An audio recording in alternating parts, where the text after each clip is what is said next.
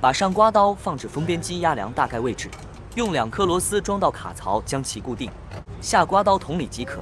我们首先第一步，先装减压阀和我们的开关阀。首先呢，将我们的进气口右边弯头先装上，减压阀的方向呢，看底下这个箭头为标准，气是往左边走的。之后呢，将我们2个6的3通接在相对，中间接一根6的气管，将2个1分转6的弯头呢接在我们这个出气的，将我们气缸的尾部，上气缸的尾部，再将下气缸的尾部呢，用我们的气管两者相连。然后我们的气缸2个上下的也是一样，用2节气管跟它连接在一起，就得出了2个3通。再截一小段的气管，将2个头给它接住，之后汇总到我们这个开关阀接好的2个弯头处。然后呢，我们的进气从哪里获取呢？在我们平刮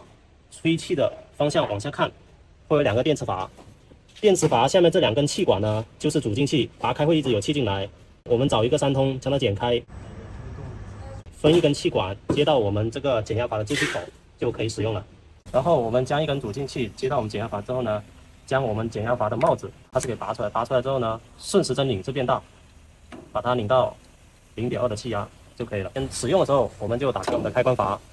调试的时候呢，我们走块板材走到我们的平刮上下这个位置，到这里之后呢，将输送带停掉之后板停住，将我们这个开关打开。检查上下气缸有没有完全贴平到我们这个板材的平面。这时候我们用手电筒打个灯，看一下上刀第一个刀片和第二个刀片有没有完全贴平度，包括我们前面靠模这个间隙有没有完全贴平度。然后我们的下刀也是这样的一个调法，要看一下刀片有没有完全贴平度。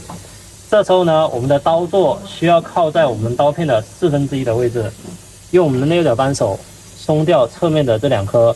顶丝之后呢，这个座子我们把它挪出来一点点，大概在1/4处这个位置就可以了。然后呢，将我们这个侧面的顶丝锁紧。然后我们的下刀也是这样子，